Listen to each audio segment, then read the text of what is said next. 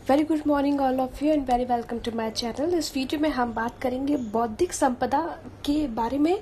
इससे रिलेटेड ये जो क्वेश्चन है उसमें हम आंसर राइटिंग देखेंगे, आंसर राइटिंग कैसे फ्रेम करना है और इसमें क्या क्या शामिल करना है, इन कितनी आवश्यक वस्तुएं हैं उनको शामिल करना है। जैसे कि ये है एक क्वेश्चन, बौद्धिक संपदा अधिकार से आप क्या समझते हैं। इसके विभिन्न प्रकारों का उल्लेख करते हुए बौद्धिक संपदा अधिकार के संरक्षण में आने वाली चुनौतियों का विश्लेषण कीजिए। इन चुनौतियों के समाधान में किए जाने वाले प्रयासों की चर्चा भी कीजिए। ओके, तो सबसे पहले हमें क्या देखना है कि सबसे पहले ये हमसे क्या पूछ रहा है, हमसे पूछ रहा है कि बौद्धिक संपदा अधिकार से आप क्या समझते हैं। ठीक है, तो सबसे पहले हमें क्या करना है, हमें सबसे पहले एक अपनी जो प्रस्तावना है वो फ्रेम करना है। जैसे कि मैंने इसमें फ्रेम किया कि मनुष्य अपनी बुद्धि से कई तरीके के आविष्कार और नई रचनाओं को जन्म देता है। बौद्धिक संपदा अधिकारों की रचना की जाए तो संयुक्त राष्ट्र के जो एक अभिकर है बौद्धिक संपदा संगठन WIPO World Intellectual Property Organization का सृजन हुआ है। ठीक है, तो इसकी मतलब जो बौद्धिक संपदा अधिकार है, जो आपके इंटेलेक्चुअल प्रॉपर्टीज है, उनके रक्षा के लिए संयुक्त राष्ट्र द्वारा विपो का गठन किया गया है। जब भी आप बौद्धिक संपदा अधिकार से लेकर कोई भी आंसर राइटिंग करते हैं वहां पर आप विपो को जरूर ही कोट कीजिएगा, ये काफी आपके लिए फायदेमंद रहेगा। अब हम बात करते हैं कि ये क्या है, बौद्धिक संपदा अधिकार से आप क्या समझते हैं। ठीक है, तो बौद्धिक संपदा अधिकार से तात्पर्य है नैतिक और वाणिज्यिक रूप से मूल्यवान बौद्धिक सृजन। ठीक है, तो इसका मतलब क्या है, नैतिक और वाणिज्यिक रूप से मूल्यवान बौद्धिक सृजन। बौद्धिक संपदा अधिकार प्रदान किए जाने का यह अर्थ नहीं निकाला जाना चाहिए कि बौद्धिक की अमुक की कोई भी व्यक्ति की बौद्धिक सृजन पर केवल और केवल सृजनकर्ता का सदा या सर्वदा के लिए अधिकार हो जाता है। यहाँ पर यह बताना भी आवश्यक है कि बौद्धिक संपदा अधिकार एक निश्चित समयावधि के लिए या एक निर्धारित भौगोलिक क्षेत्र के मद्देनजर दिए जाते हैं। ठीक है, ऐसा नहीं है कि एक जैसे कि GI टैग दिया जाता है, वो भी एक निश्चित समयावधि और निश्चित भौगोलिक क्षेत्र को मद्देनजर रखते हुए दिया जाता है। या आप इसमें ऐसा भी लिख सकते हैं कि व्यक्तियों को उनके बौद्धिक सृजन के परिप्रेक्ष्य में प्रदान किए जाने वाले अधिकार ही बौद्धिक संपदा अधिकार कहलाते हैं। देखिए, वस्तुतः ऐसा समझा जाता है कि यदि किसी वस्तु में किसी विशेष प्रकार का बौद्धिक सृजन, जैसे कि आपने साहित्यिक कृति, कोई रचना की, कोई शोध किया हो, कोई आविष्कार किया हो, तो सर्वप्रथम इस पर उसी व्यक्ति का अनन्य अधिकार होना चाहिए, क्योंकि यह अधिकार बौद्धिक सृजन के लिए दिया जाता है, अतः इसीलिए इसे बौद्धिक संपदा अधिकार कहा गया है। अब हम बात कर लेते हैं थोड़ा सा, ये विश्व बौद्धिक संपदा अधिकार है, इस संगठन के बारे में हम थोड़ा सा बात कर लेते हैं। ये क्या है, ये संयुक्त राष्ट्र की सबसे पुराने अभिकरणों में से एक है, जो विश्व बौद्धिक संपदा संगठन है ना, विपो। ठीक है, इसका गठन कब हुआ था, इसका गठन हुआ था 1967 में। 1967 में इसका गठन किया गया था। इसका मुख्यालय जेनेवा स्विट्जरलैंड में है। ठीक है, जेनेवा स्विट्जरलैंड में है। संयुक्त राष्ट्र के सभी सदस्य इसके सदस्य देश बन सकते हैं, इसमें कोई भी बाध्यकारी नहीं है। फिलहाल इसमें 193 सदस्य देश है और भारत जब इसका सदस्य देश बना था 1975 में भारत इसका सदस्य देश बना था, और इसका गठन कब हुआ था, 1967 में इसका गठन हुआ था। अब हम देख लेते हैं कि ये क्या कह रहा है। अब क्वेश्चन क्या कहता है, क्वेश्चन कह रहा है कि इसके विभिन्न प्रकारों का उल्लेख कीजिए। तो ठीक है, अब हम इसके विभिन्न प्रकारों का उल्लेख कर लेते हैं। देखिए, ये है इसके विभिन्न प्रकार है, विभिन्न बौद्धिक संपदा के अधिकारों के प्रकार है। पहला है कॉपीराइट, दूसरा है पेटेंट, तीसरा है ट्रेडमार्क, चौथा है औद्योगिक डिजाइन और पांचवा है GI टैग। ठीक है, तो कॉपीराइट के बारे में मैं आपको बताऊं, कॉपीराइट अधिकार के अंतर्गत किताब, चित्रकला, मूर्तिकला, संगीत, सिनेमा, कंप्यूटर प्रोग्राम, डाटाबेस, विज्ञापन, मानचित्र, कुछ भी इस तरह की जो चीजें होती हैं उन सबको सम्मिलित किया जाता है। ये दो प्रकार के होते हैं। ठीक है, एक तो आर्थिक अधिकार होता है और दूसरा नैतिक अधिकार होता है। आर्थिक अधिकार, इसके तहत किसी व्यक्ति को दूसरे व्यक्ति को उसकी कृति का उपयोग करने के बदले वित्तीय पारितोष, या फिर आप सोच सकते हैं कि कुछ भी वित्तीय वो चीजें आपको देनी पड़ती है। नैतिक अधिकार इसके तहत लेखक या रचनाकार के गैर आर्थिक हितों का संरक्षण किया जाता है। मतलब आर्थिक अधिकार, अगर आप किसी का कॉपीराइट कंटेंट यूज करते हैं तो आपको उसको कुछ पैसे देने पड़ेंगे, नैतिक में नहीं देने पड़ेंगे, ठीक है। और ये होता है कॉपी लेफ्ट। कॉपी लेफ्ट क्या होता है? इसके अंतर्गत कृतित्व की पुनः रचना करके, मतलब कोई भी कृति है उसकी पुनः रचना करके आप उसकी अनुमति दी जाती है और फिर उसके जरिए लेखक या जो भी राइटर होता है उसको एक लाइसेंस मिल जाता है कि वो इसका यूज कर सकता है, ठीक है। उसके बाद हम पेटेंट की बात करें। पेटेंट क्या होता है? तो जब कोई आविष्कार या फिर आविष्कारकर्ता उसके दिए जाने वाले अनंत अधिकार को पेटेंट कहा जाता है, ठीक है। एक बार पेटेंट मिलने की अवधि होती है 20 वर्षों के लिए ये पेटेंट दिया जाता है, फिर उसके बाद इसको बार बार रिन्यू करवाना पड़ता है। आविष्कार पूरे विश्व में कहीं भी सार्वजनिक ना हुआ हो, आविष्कार ऐसा हो जो पहले से ही उपलब्धि है किसी उत्पाद प्रक्रिया किसी से भी इंगित कर रहा हो, तो वह आविष्कार व्यवहारिक अनुप्रयोग के योग्य होना चाहिए। तभी, नहीं तो आपने कुछ भी आपने आविष्कार कर लिया और बोल रहे कि हमें इस पर पेटेंट चाहिए, ऐसा नहीं है। उसका उपयोग होना चाहिए, कुछ व्यवहारिक उसका उपयोग होना चाहिए, तभी उस पर पेटेंट मिलता है, तभी वो आविष्कार आपका मान्य होता है।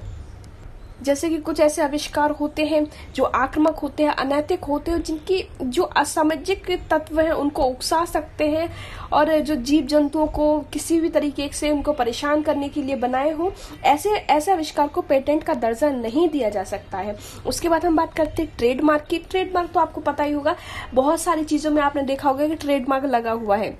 यह एक ऐसा चिन्ह या हॉलोमार्क होता है जो किसी एक उद्यम या कोई भी जो एक औद्योगिक प्रक्रम होता है कि वस्तुओं और सेवाओं को दूसरे उद्यम या फिर औद्योगिक प्रक्रम की वस्तुओं और सेवाओं से पृथक किया जा सकता है, ठीक है। नहीं तो सभी का ट्रेडमार्क एक जैसा हो जाए तो हमें पता नहीं चलेगा कि ये किसकी वस्तु है और ये कौन सी वस्तु है। ट्रेडमार्क शब्द या शब्दों का एक समूह होता है, अक्षर भी हो सकते हैं, शब्दों की संख्या भी हो सकती है। आपने कई बार देखा होगा 3D व्यूज भी हो सकते हैं, हॉलो मार्क्स भी हो सकता है, ये हो जाता है ट्रेडमार्क। अब हम बात करते हैं औद्योगिक डिजाइन क्या होती है, ठीक है। औद्योगिक डिजाइन होती है जैसे कि औद्योगिक डिजाइन अधिनियम 2000 के अनुसार डिजाइन से अभिप्राय आकार, अनुक्रम, विन्यास, प्रारूप, अलंकरण, रेखा या वर्गों के ऐसा संगठन है जिसे एक ऐसी वस्तु के लिए प्रयुक्त किया जाता है जो या तो द्वितीय हो या त्रिविमीय रूप में हो। इस तरीके से कुछ भी, जैसे कि आप देख सकते हैं कि यूट्यूब का एक औद्योगिक डिजाइन है, वो उसका एक यूनिक है, वो 2D और 3D दोनों टाइप में आता है, ठीक है। अब हम बात करते हैं जीआई टैग के बारे में। जीआई टैग क्या है? जीआई टैग ये जिसको हम भौगोलिक संकेतक भी बोलते हैं। भौगोलिक संकेतक क्या होते हैं? भौगोलिक संकेतक किसी भी स्थान पर उसकी एक विशेष भौगोलिक परिस्थितियों के कारण उसका जो एक नया रूप निखर कर आता है, उसे हम भौगोलिक संकेतक देते हैं। जैसे कि विभिन्न उत्पाद होते हैं, जैसे तिरुपति के लड्डू, कश्मीरी केसर, कश्मीरी पश्मीना, बंगाली रसगुल्ले, ठीक है, इन सबको एक जीआई टैग दिया जाता है। तो इसकी एक जो डेफिनेशन हम देखें कि भौगोलिक संकेत से अभिप्राय उत्पादों पर प्रयुक्त चिन्ह से है। इन उत्पादों का विशिष्ट भौगोलिक मूल स्थान होता है और मूल स्थान से संबंध होने के कारण इनमें एक विशिष्ट गुणवत्ता पाई जाती है, ठीक है। तो विभिन्न कृषि उत्पादों, खाद्य उत्पादों, मदिरा पेय, हस्तशिल्प कला आदि, इन सबको जीआई टैग दिया जाता है, ठीक है। जैसे कि मैंने आपको बताया बहुत सारे ऐसे जीआई टैग होते हैं जो हर साल आते हैं और हर साल यूपीएससी में कहीं ना कहीं ये पूछे भी जाते हैं। अब हम बात करते हैं कि कुछ एक भौगोलिक संपदा संरक्षण के लिए भारत सरकार के द्वारा क्या क्या प्रयास किए जा रहे हैं, ठीक है। लेकिन यहाँ से बढ़ने से पहले मैं आपको इसमें थोड़ी सी कुछ खामियां बता दूं। अगर आपको कभी क्रिटिकल एनालिसिस करना पड़े तो वो आपके लिए बहुत अच्छा होगा। देखिए, बहुत सारे विशेषज्ञों का ऐसा मानना है कि भारत और अमेरिका व्यापार में अपेक्षित जो प्रगति होनी चाहिए वो नहीं हो पाती है। उसका कारण है भारत का जो बौद्धिक संपदा अधिकार है उसकी व्यवस्था में बहुत खामियां हैं। हालांकि इतना कुछ बताया नहीं गया कि क्यों ऐसा किया, फिर भी विशेषज्ञ से मानते हैं कि भारत के जो बौद्धिक संपदा अधिकार की व्यवस्था को देखने का उनको उपयुक्त मौका नहीं मिलता, इसीलिए भारत अमेरिका के जो व्यापारिक संबंध है वो ढंग से नहीं हो पाते। ग्रामीण इलाकों के पास पर्याप्त सूचना की कमी के चलते उन्हें पता ही नहीं चल पाता है कि कैसे किस पे पेटेंट लेना है, किस पे नहीं लेना है, किस पे कॉपीराइट लेना है, किस पे नहीं लेना है, इन सब चीजों पे। देखिए, मौजूदा वक्त में आर्टिफिशियल इंटेलिजेंसी का अब जो मशीन है वो भी इंसानों की तरह सोचने लगी है। इस तरीके से जो बौद्धिक संपदा अधिकार प्राप्त करने का कला या तकनीकी कौशल को वो बना लेते हैं। तो इस तरीके से जो मशीनें हैं वो यूज कर लेती हैं, वो अपने नाम का पेटेंट करवा लेती हैं, और जो जिनको जानकारी नहीं है वो उनसे कहीं ना कहीं पिछड़ जाते हैं। ठीक है, अब हम बात करते हैं कि भारत सरकार द्वारा बौद्धिक संपदा के संरक्षण के लिए कौन कौन से प्रयास किए गए हैं। तो ये है पेटेंट अधिनियम 1970 और पेटेंट संशोधन अधिनियम 2005 में। ठीक है, इस तरीके का प्रोजेक्ट एक बनाया गया था। जब भी आपसे इस तरीके का पूछे तो आप ये 4-5 अधिनियम लिख सकते हैं और थोड़ा थोड़ा इनके बारे में भी लिख सकते हैं। ठीक है, तो ये जो संशोधन अधिनियम था, इसके अनुसार प्रोडक्ट पेटेंट का विस्तार तकनीकी के सभी क्षेत्रों तक किया गया था। और जो ट्रेडमार्क अधिनियम 1919 है, ये भारत में ट्रेडमार्क के लिए ट्रेडमार्क एक्ट 1919 बनाया गया था। ठीक है, ट्रेडमार्क एक्ट में शब्द, चिन्ह, ध्वनि, रंग, वस्तु, आकार आदि इत्यादि को भी शामिल किया गया है। फिर उसके बाद आता है कॉपीराइट एक्ट 1957। ठीक है, और डिजाइन अधिनियम 2000। अब हम बात करते हैं बौद्धिक संपदा अधिकार 2016, वेरी मोस्ट इंपॉर्टेंट। ठीक है, वेरी मोस्ट इंपॉर्टेंट। यूपीपीसीएस जैसे एग्जाम मेंस में तो इसको डायरेक्टली पूछ सकते हैं, जैसे कि राष्ट्रीय बौद्धिक संपदा अधिकार नीति 2016, 12 मई 2016 को भारत सरकार ने राष्ट्रीय बौद्धिक संपदा अधिकार नीति को मंजूरी दी थी। कब दी थी? 2016 में, 12 मई को। ठीक है, इसके जरिए बौद्धिक संपदा को संरक्षण को प्रोत्साहन दिया जाना उनका एक लक्ष्य था, जिसमें 7 लक्ष्य निर्धारित किए गए थे। ये लक्ष्य याद करना आपको बहुत ही जरूरी है। ठीक है, मैंने यहाँ लिखा नहीं पर मैं फिर भी आपको बता देती हूँ। पहला लक्ष्य क्या है? पहला लक्ष्य समाज के सभी वर्गों में बौद्धिक संपदा अधिकारों के आर्थिक, सामाजिक और सांस्कृतिक लाभों के प्रति जागरूकता पैदा करना। दूसरा, बौद्धिक संपदा अधिकारों के सृजन को बढ़ावा देना। तीसरा, मजबूत और प्रभावशाली बौद्धिक संपदा अधिकार नियमों को अपनाना, ताकि बौद्धिक संपदा के हकदार और लोक हित के बीच में संतुलन कायम हो सके। सेवा आधारित बौद्धिक संपदा अधिकार प्रशासन को आधुनिक और मजबूत बनाना। व्यवसायीकरण के जरिए बौद्धिक संपदा अधिकारों का मूल्यांकन निर्धारित करना। और उसके बाद है बौद्धिक संपदा अधिकारों के उल्लंघन का मुकाबला करने के लिए प्रवर्तन और न्यायिक व्यवस्था को भी मजबूत बनाना। 7वां है मानव संसाधनों की प्रशिक्षण, शिक्षण, अनुसंधान क्षमताओं को मजबूत करना और बौद्धिक संपदा अधिकारों में कौशल निर्माण को भी बढ़ावा देना है। ये सारे इसमें आते हैं। ठीक है, अब हम बात कर लेते हैं कि इंटरनेशनल लेवल पर, अंतरराष्ट्रीय लेवल पर जो प्रयास किए गए हैं वो क्या क्या प्रयास किए गए। एक तो पेरिस कन्वेंशन है 1983 है। ठीक है, ये इसमें औद्योगिक डिजाइन, आविष्कार, पेटेंट इसमें लिया गया। उसके बाद बर्न कन्वेंशन है, इसमें लघु कथाएं, नाटक, गाने, ओपेरा, संगीत, ड्राइंग, पेंटिंग, मूर्ति कला, इन सबको ये बर्न कन्वेंशन 1886 में शामिल किया गया था।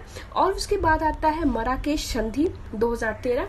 इस संधि के मुताबिक किसी भी किताब को ब्रेल लिपि में छापे जाने पर बौद्धिक संपदा का उल्लंघन नहीं माना जाएगा। ठीक है, ये मराकेश संधि में कहा गया है।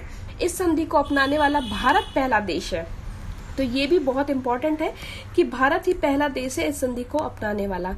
और ये अब देख लीजिए जितने भी, फिर उसके बाद आप क्या कीजिएगा कि जितने भी कोई भी जब रैंकिंग वगैरह आती है तो वहां पर आप भारत की स्थिति कोट कर सकते हैं।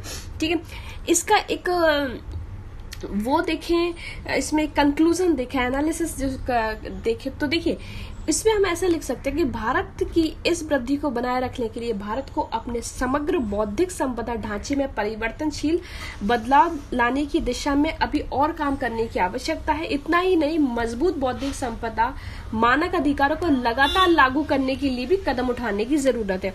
भारत को पेटेंट, डिजाइन, ट्रेडमार्क और भौगोलिक संकेतक महानियंत्रक को चुस्त दुरुस्त बनाने की भी यहाँ पर आवश्यकता है। ठीक है, तो ये देखिए ये एक टॉपिक भी है, ये बहुत इंपॉर्टेंट है आपके। ठीक है, साइंस एंड टेक में ये एक बहुत इंपॉर्टेंट टॉपिक भी है, कई बार एग्जाम्स में पूछा भी जा सकता है, तो इसको आप लोग अच्छे से कर लीजिएगा। सो इस वीडियो में इतना ही, मिलते हैं नेक्स्ट वीडियो में। Till then thank you and thanks for watching.